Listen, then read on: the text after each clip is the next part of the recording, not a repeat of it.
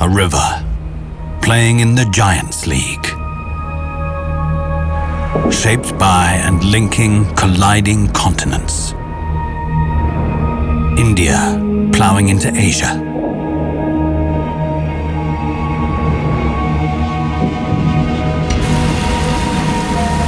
Its waters flowing or frozen.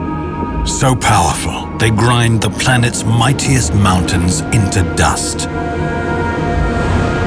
and cut them to the core. Descending from the planet's highest summits, linking them to its lowest plains, it nurtures dazzling diversity along the way.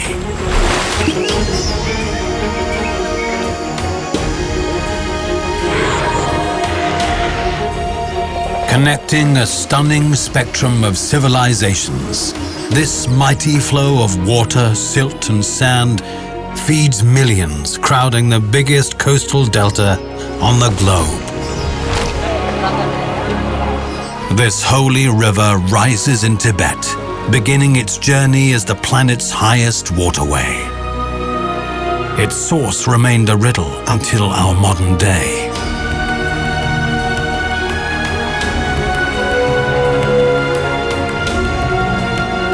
But now the time has come to part the clouds that veil the sky river of the Himalayas.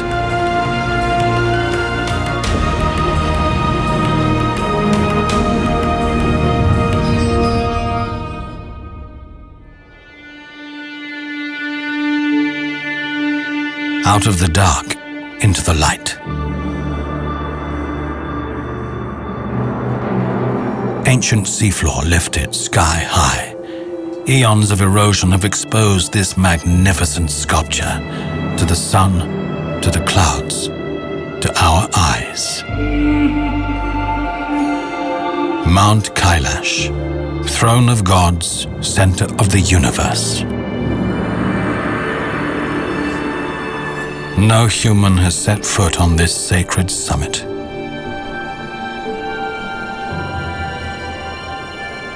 But for centuries, it has drawn a never-ending flow of believers to an excruciating pilgrimage, the Kura.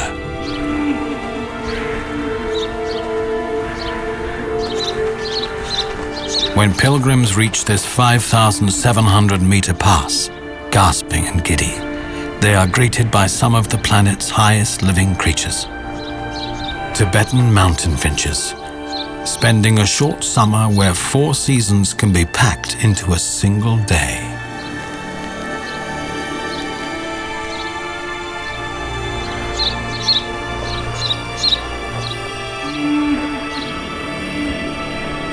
Baral, or blue sheep, fantastic climbers, masters of camouflage. Tibet's long and steady rise has forced wildlife to adapt to this extreme environment. Many species spread from here to other high, cold regions. Moving over sharp-edged debris of crumbling peaks, blue sheep cover great distances since grazing is so sparse.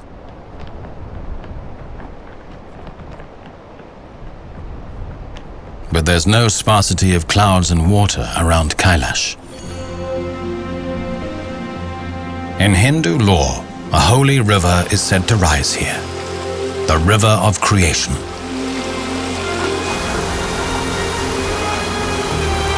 The legend inspired explorers to come here, looking for the source of one of Asia's major rivers, the holy Brahmaputra.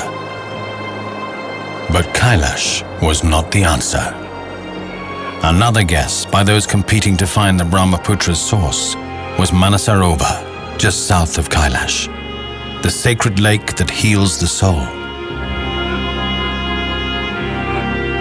For Westerners, most of the high plateau north of the Himalayas was terra incognita until the early 20th century. The plains around Lake Manasarovar are roamed by Kiang, the only high-altitude specialists among the horse family. They come down from the barren foothills of the central Himalaya and the parallel Trans-Himalaya, Sometimes Kiang form big herds, but only briefly. Meager pastures only support small groups. Explorers searching for the Brahmaputra's source were amazed by the colors of Tibet's lakes and by their sheer multitude.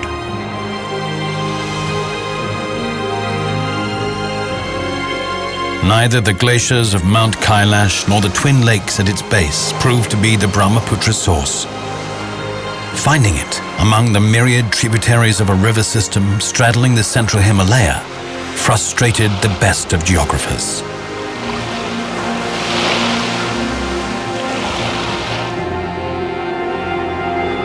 Tibet's waters are replenished by India's summer monsoon, spilling across the barrier of the Himalayas. And with the monsoon, migrants arrive. Geese and gulls, grebes and terns, abruptly ending the silence of the high plains.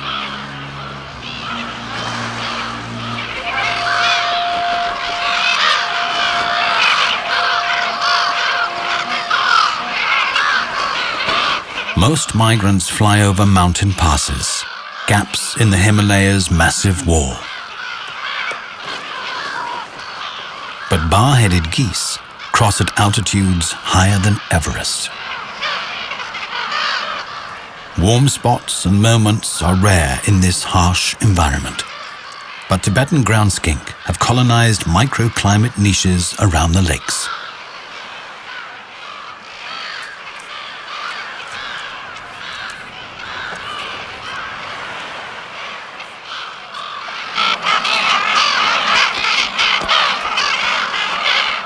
Black-headed gulls are global players. They breed nearly anywhere. But these lakes in the sky at 4,600 meters mark their upper limit.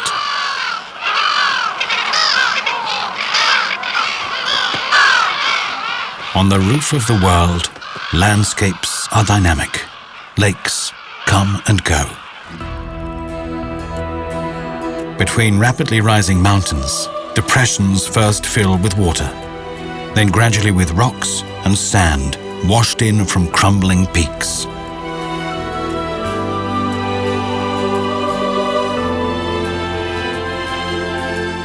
This is the secret of Tibet's spacious plains. The Tibetan Plateau is really a series of basins, filled by the massive erosion of rising mountains.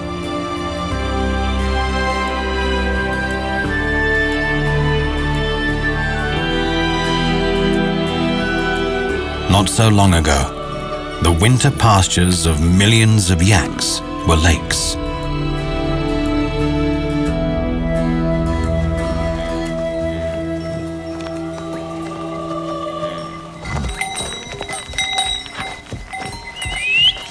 And vice versa. Today's lakes will soon be wetlands, and eventually dry, cold grasslands. This alpine tundra was once the range of herds of Tibetan gazelles, Tibetan antelopes and wild yak. In recent years, thanks to protection, wildlife is making a comeback. Between chunks of yak dung, a Tibetan skylark has made her nest.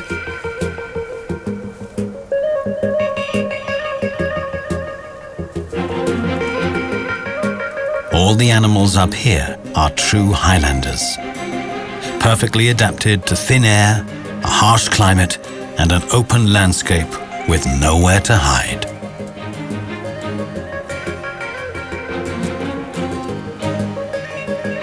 Failing to find the Brahmaputra's source near Mount Kailash and the Twin Lakes, Swedish geographer Sven Hedin turned east when he noticed a subtle elevation in that direction. He knew that any river running east must rise beyond this threshold. In 1906, Hedin described a place he thought to be the Brahmaputra's source. It could have been this. The Angsi Glacier, 250 kilometers southeast of Kailash, 1,000 kilometers upstream from Lhasa.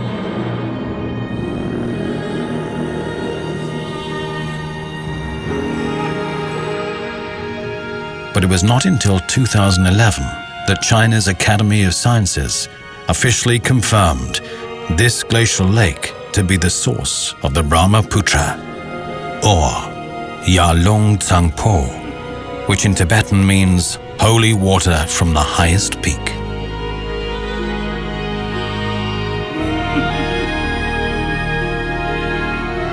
Cutting through the end moraine of the retreating glacier, 5,200 meters above the sea, the Sky River begins its journey.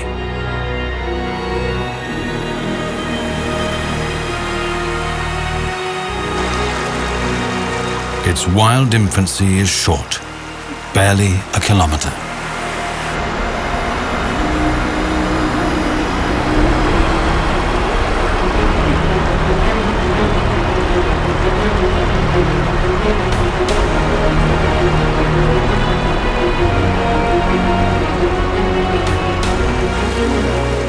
Then its braided channels are lost in the flat wide bed of a vanished massive body of ice.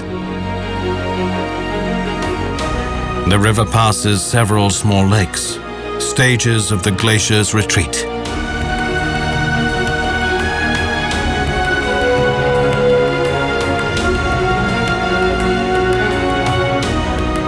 Snow-white sands, reflecting dazzling skies.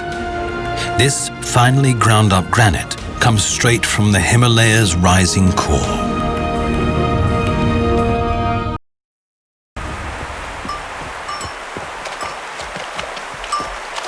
Undeterred by icy waters, a herd of half-wild yak crosses over. As always, the grass is greener on the other side.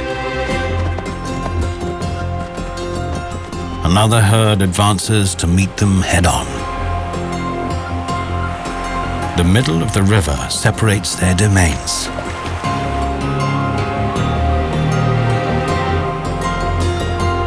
Young hotspurs are itching for a battle.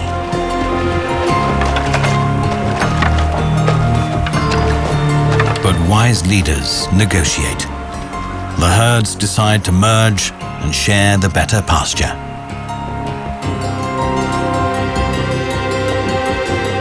Yak herds and the people who depend on them are the first to drink from the icy waters that eventually end up in the Yalong Tsangpo, or Brahmaputra. The rising ground along the Yalong Tsangpo Valley is nomad country. Hundreds of kilometers from cities like Shigatse and Lhasa, nomads live among the clouds, often camping at elevations above 5,000 meters. No one on Earth lives closer to the sky.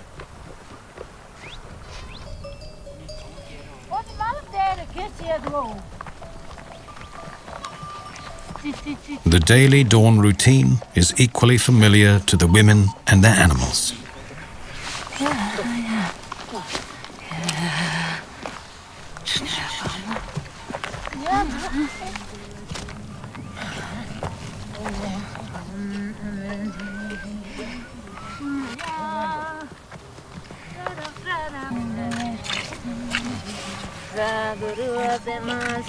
The women chant Buddhist mantras, which the animals seem to love.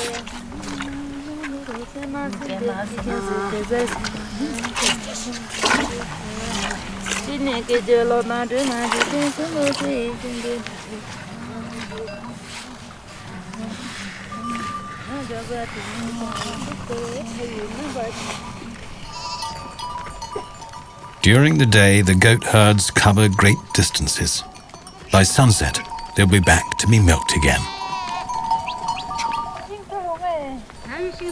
From villages lower down, people walk for many hours to trade barley for cheese and butter.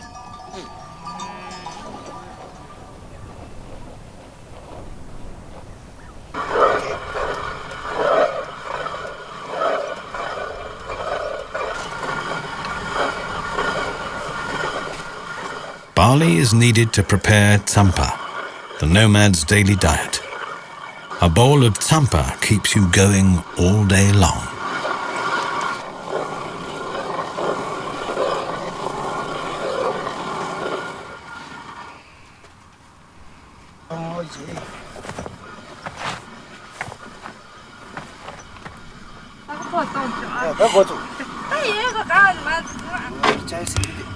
The barley is roasted before it's ground up and soaked in butter tea.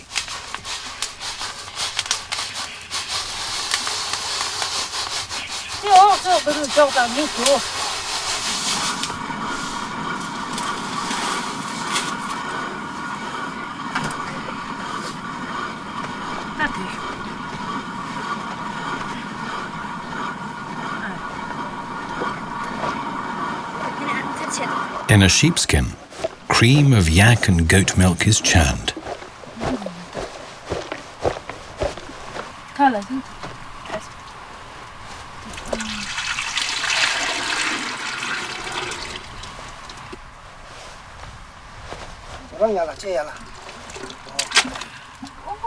The butter makes butter tea, a greasy soup that helps to bear the cold.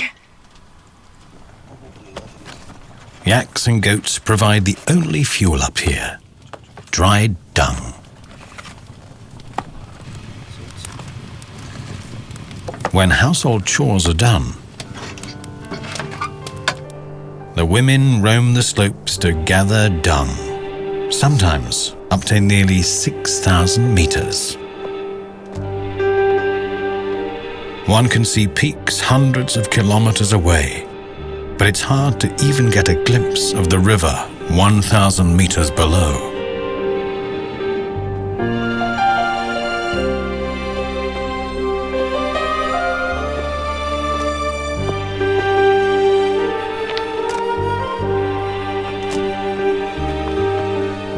For people from the lowlands, it's hard to even breathe up here. And the yak nomads of the Himalayas could never survive in this harsh environment without the powerful, iconic animals who give them nearly everything they need.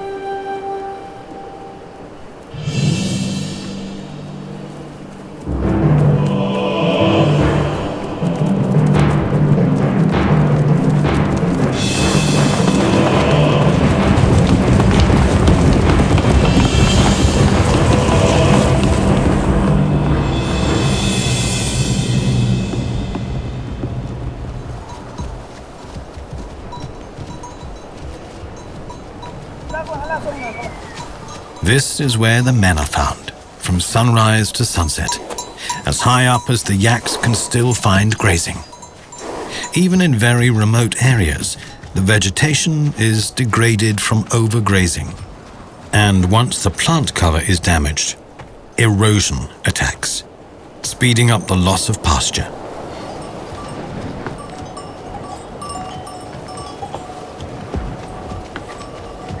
But nomads depend on the herds for milk, butter, and meat. The soft wool of the chest for clothes and blankets, and the rough top wool of the back for tents, bags, and ropes.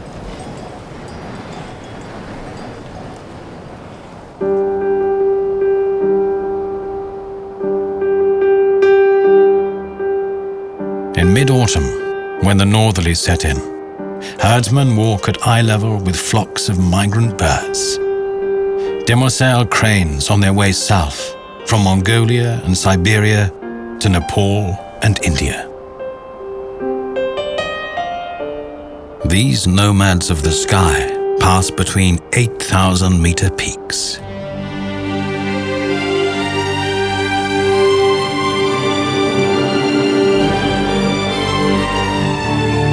Below them, the southern valleys of the Himalaya. This is a land of 10,000 canyons, gaping wounds cut into the flanks of the mountains by countless rivers. All the water flowing down the south and the north side of the central Himalaya ends up in the Indian Ocean. The world's biggest mountain range is not a continental divide. These hidden valleys have been cultivated for millennia, at up to 4,000 meters. A good harvest is never guaranteed. A failed one means a winter of famine.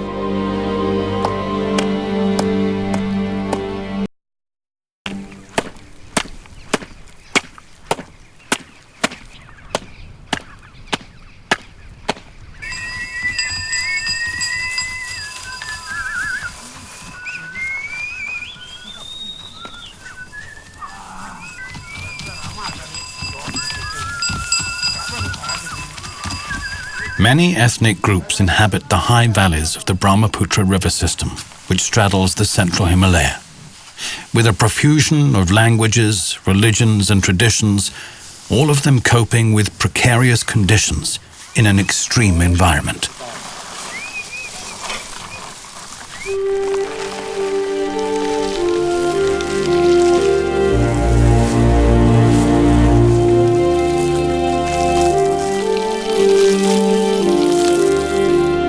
Each morning at sunrise, a fragrance wafts across the fields.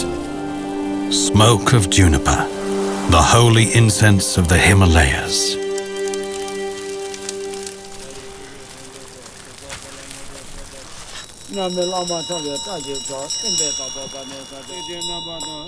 Each village honors its gods and fears its demons.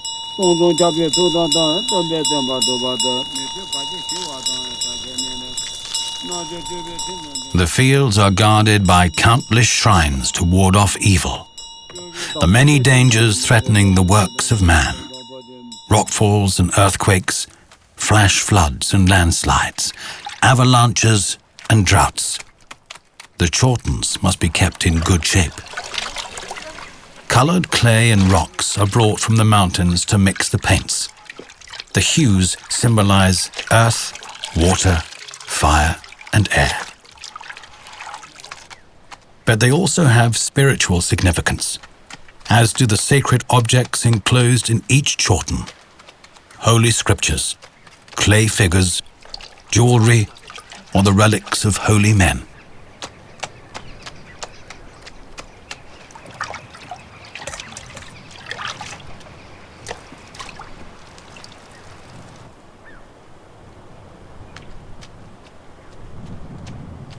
For the people of the high Himalayas, the spirit world is permanently present and just as real as their natural surroundings.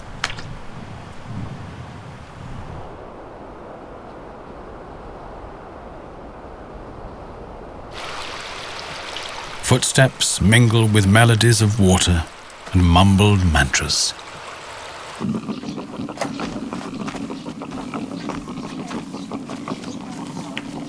Life in these valleys means walking great distances with heavy loads nearly every day. But the harvest moon brings the climax of activity before a long winter of self-sufficient isolation. The snows will cut off the villages for months.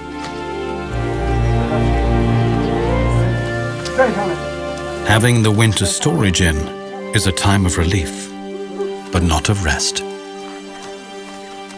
Spring may be 7 months away, but the fields must be prepared right now before the frost.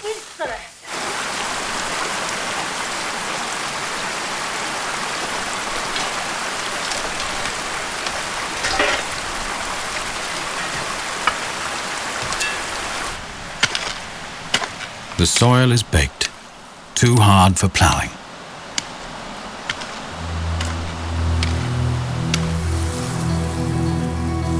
Without irrigation, this man-made oasis would be a mountain desert, just like the barren slopes on all sides.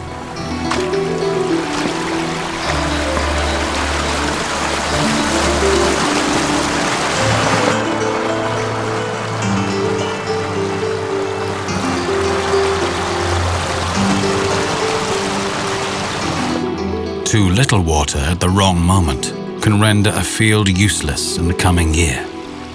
Too much could destroy delicate dams and terraces.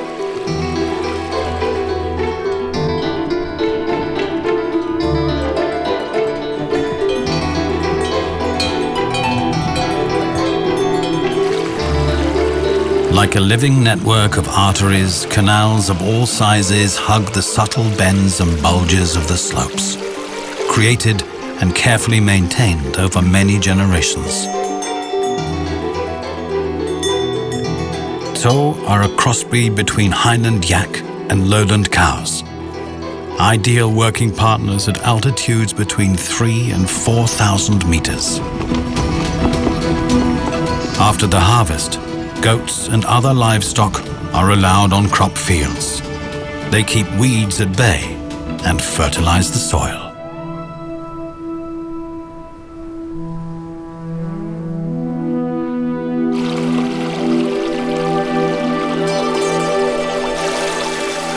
Once the brick-hard soil is soaked, it's time to till the ground.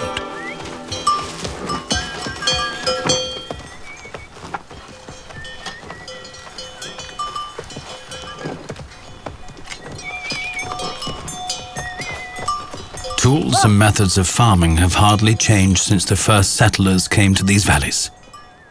All along the Himalayas, abandoned cave dwellings remind fathers of their forebears who toiled just like them.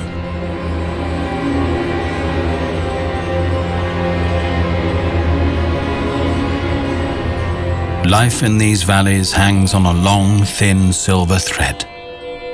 An icy river connecting each village to the home of the gods up near the sky. The glaciers.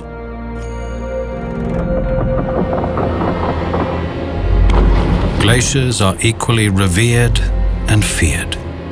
Villagers and nomads never set foot on the ice. From below, all you can usually see is an ice fall. Masses of ice and rock creeping and tumbling downhill.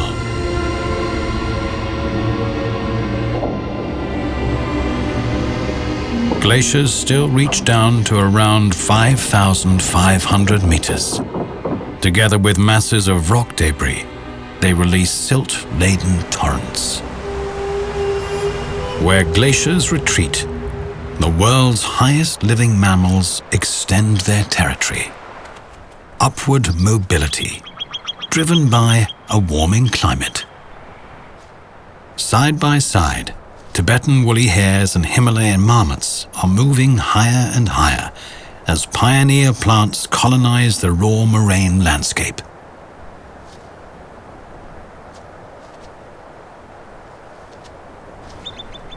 The marmot evolved here, then spread out to conquer mountain ranges across Eurasia, including the Alps.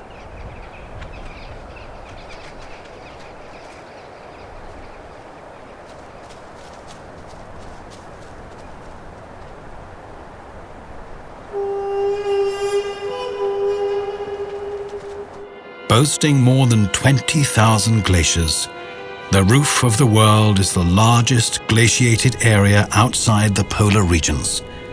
That's why it's dubbed the Third Pole. This is Asia's water tower. The glaciers are replenished by the snows of the summer monsoon. During the rainless months, their runoff supplies Tibet's Yalung and India's Brahmaputra with water. 2/3 of the Himalayan glaciers have been shrinking, producing more and more runoff for a while. Below many glaciers, and sometimes hidden deep inside, huge bodies of meltwater are forming.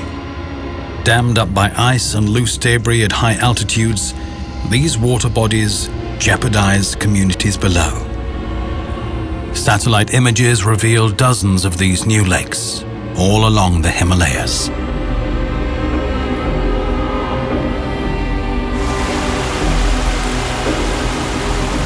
Life-giving waters swelling into roaring flash floods pose a huge risk. But there's another, no less dramatic. The final drought. Due to a warming global climate, some glaciers have already disappeared.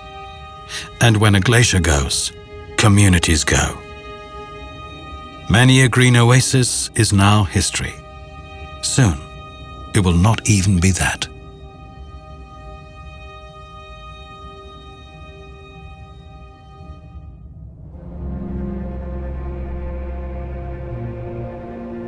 The only constant here is change.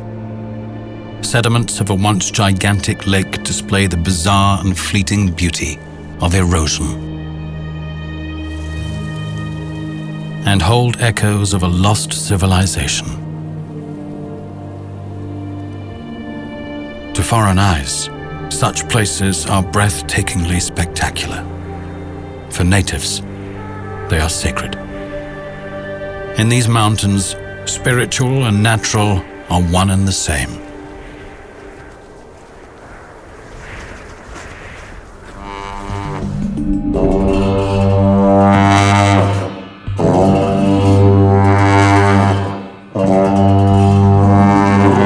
Animal masks echoing a shamanistic pre-Buddhist past.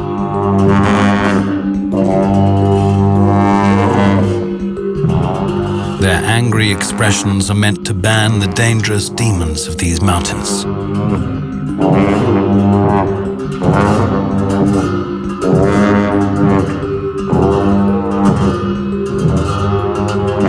The ritual monastic dance is not just a picturesque tradition. It is an intervention in the course of life.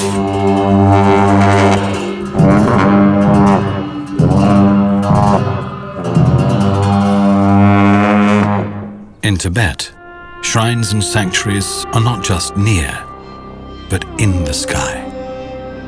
The skies are the domain of higher forces shaping life on Earth.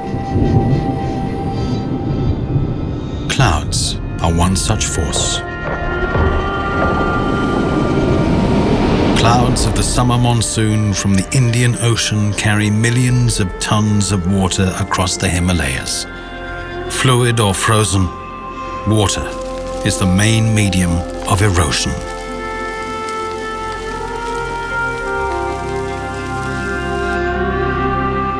The summer monsoon, steaming and sultry south of the Himalayas, but up in Tibet, a summer sunrise could be taken for a winter morning. Real winter, though, feels different. At 40 below, Tibetan antelopes are in heat. Along the north rim of the Yalung Tsangpo Basin, these cold-resistant ungulates meet on their rutting grounds.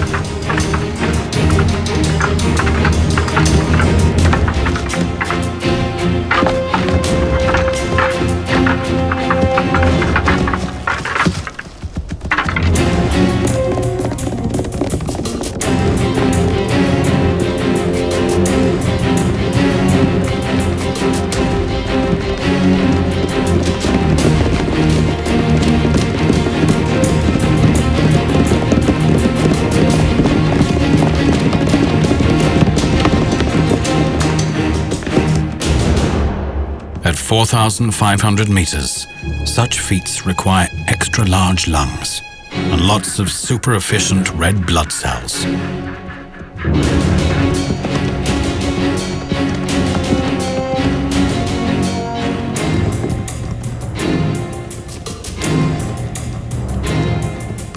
Seeing off a rival isn't half the job. The real stress is keeping one's harem together.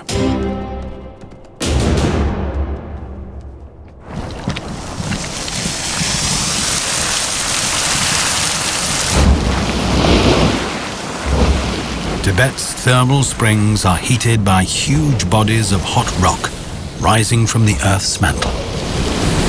The hiss and sulphurous stench of a geyser is a sort of camouflage for this Tibetan fox. The prey he's after, Platopicus, can neither hear or smell him.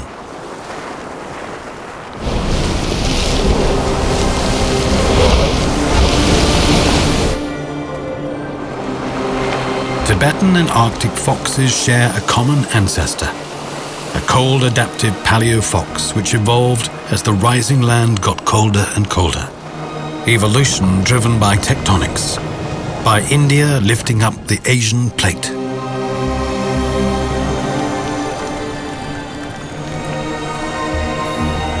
A line of hot springs marks the front line of India's advance underneath Tibet. 800 kilometers north of the Yalung Tsangpo, it's still thrusting on.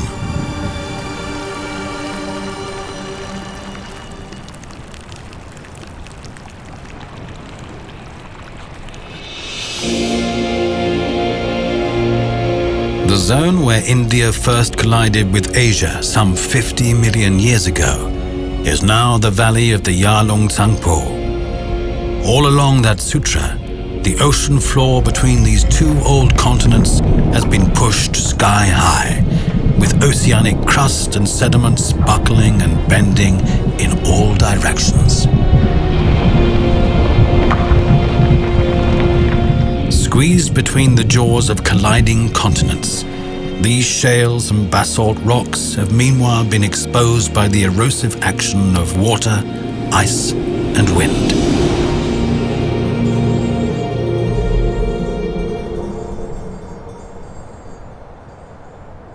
Seven months after the rut, thousands of pregnant Tibetan antelopes are gathering on their calving grounds.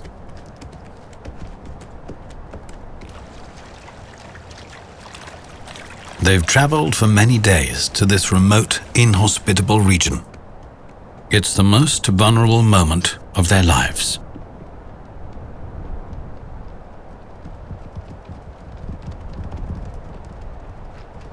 Wolves, too, have come from afar for just a few days.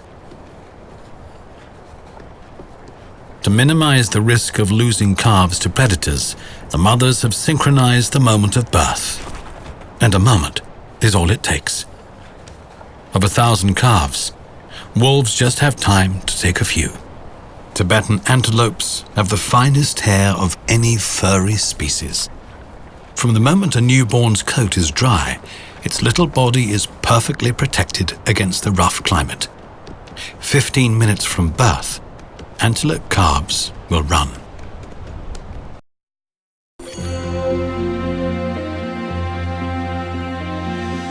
The Yalong Valley, alternating between narrow gorges and sprawling floodplains. The river runs straight some 1,700 kilometers eastward, trapped between the Indian and Asian plates.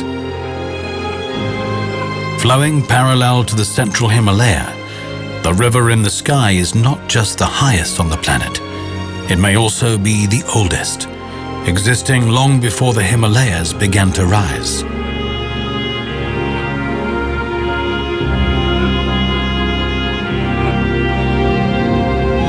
Like any river, it's fed by clouds, but the Yalong is not just a flow of water.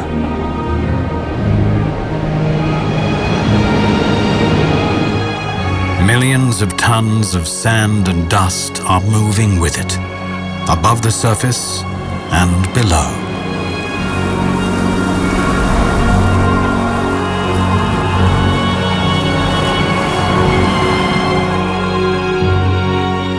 Where the valley widens and the current slackens, the Yalong Tsangpo's enormous sediment load becomes apparent. Each of its countless tributaries adds more sand.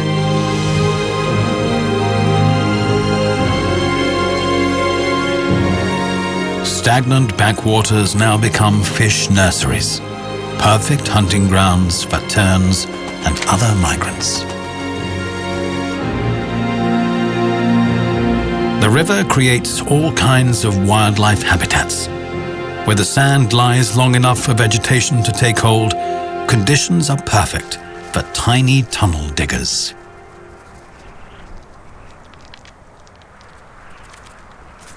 On the floodplains along the river, pikas form enormous colonies.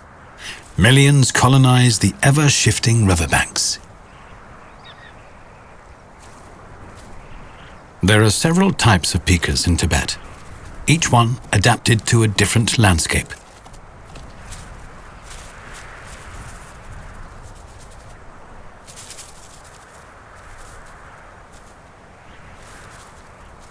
Their impact on the land and on other wildlife, foxes, wolves, birds of prey, is massive. Pikas rejuvenate the grass and fertilize the sandy soil. Their tunnels help air and water saturate the ground.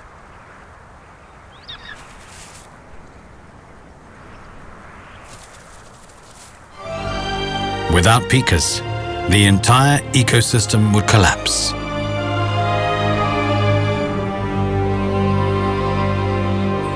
Pikas share the sands with the world's highest living rodent, the Blythe's vole, that lives on roots. Huge volumes of sediment are being moved and deposited by a myriad streams, wind and gravity, creating inhabitable land for wildlife and for people.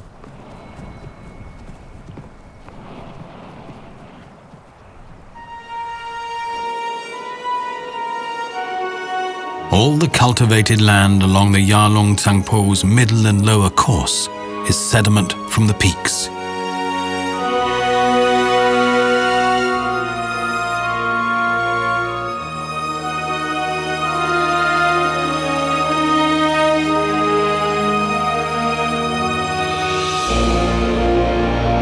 In many places, the sediment is hundreds of meters deep.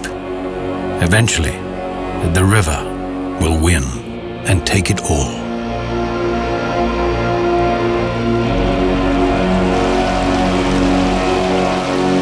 A single summer monsoon washes out glacial debris, leaving thousands of gullies.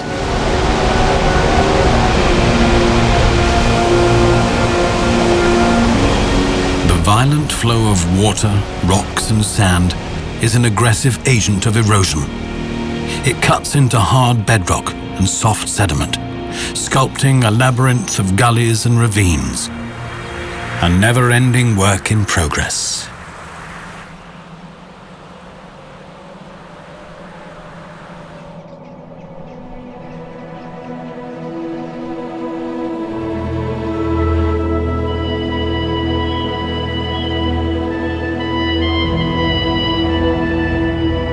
All along the high Himalayas, soft sediments offered irresistible opportunities for cave architects.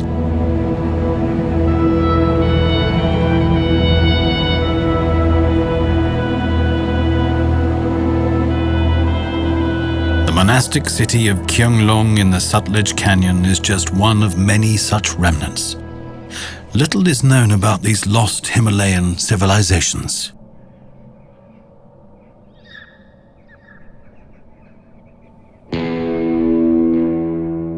In the valleys of countless tributaries, you can see mountains literally flowing apart.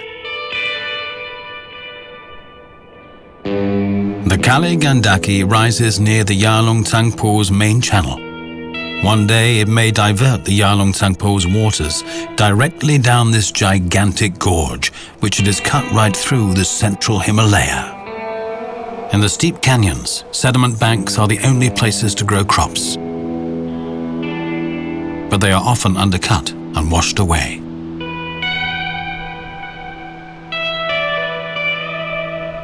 Young sediments from glaciers, lakes and rivers often rest on ancient marine deposits. All this material is unstable. Frequent rockfalls and landslides make the passage risky.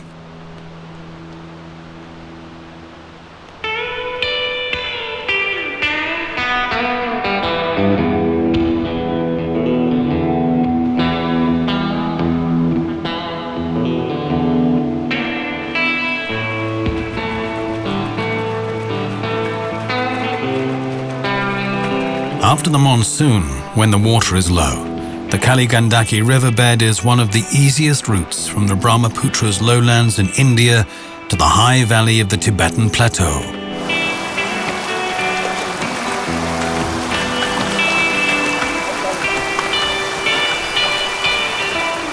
Each summer monsoon moves millions of tons of rocks, leaving a boneyard of fossils in the riverbed.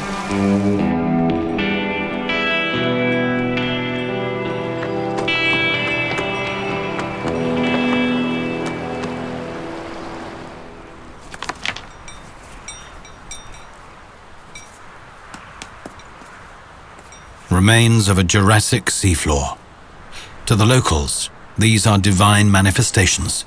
Thousands are sold to Hindu pilgrims.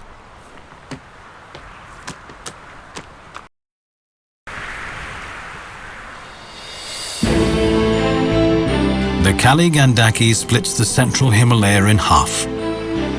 It was long considered the planet's deepest gorge, until explorers followed this very river further downstream.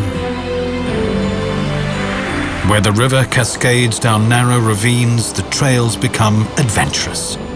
Until recently, this was the main route across the central Himalaya from the lowlands of India and Nepal to the Tibetan Plateau.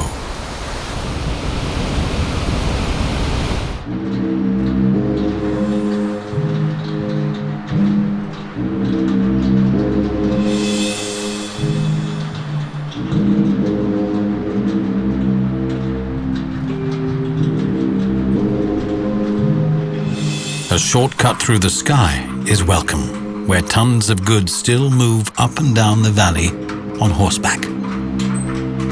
Few horses would ever cross a bridge like this, but a Tibetan foal doesn't give up. Well, it's not fazed.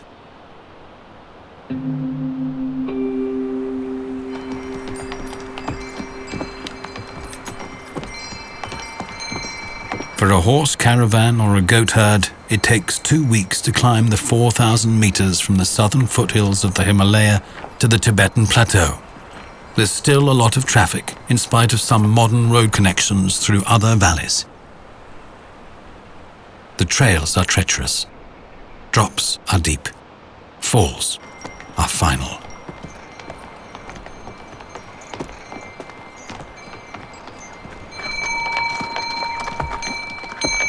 Protection is always needed in this terrain. A red rock, seat of the god of this valley. Gods and demons must be paid homage to guarantee a safe arrival.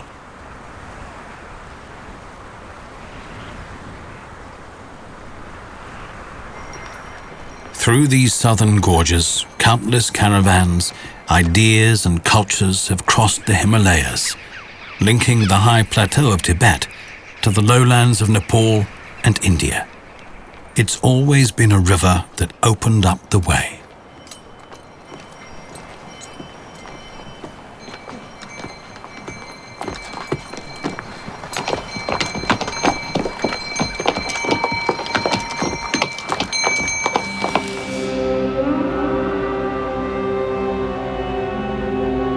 Back up on the plateau, the Yalong flowing east past Lhasa, Tibet's capital, grows bigger with each tributary from the northern slopes of the Himalayas.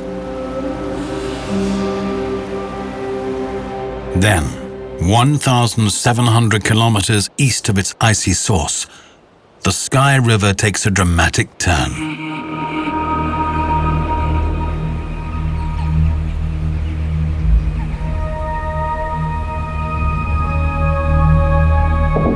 And then it vanishes into a lush green realm shrouded in mists. Down into a narrow, dark and steamy world so different from the cold, open spaces under big skies.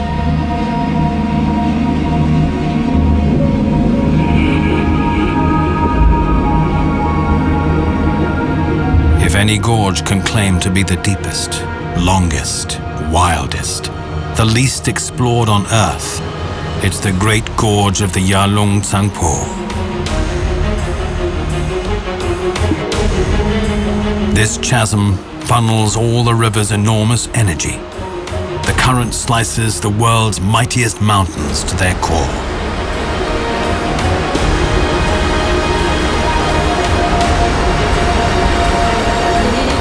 For millions of years, the planet's oldest river has battled against the rise of the world's youngest rocks.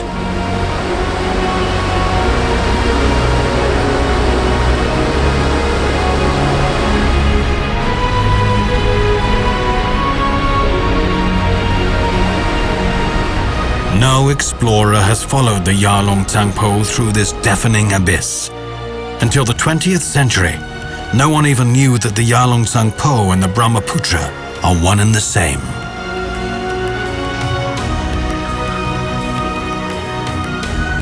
As the river thunders down some 2,500 meters, a stream of hot, humid air flows upward, bringing the subtropics right into the icy heart of the Himalayas. And with them, the steaming forests of the southern foothills.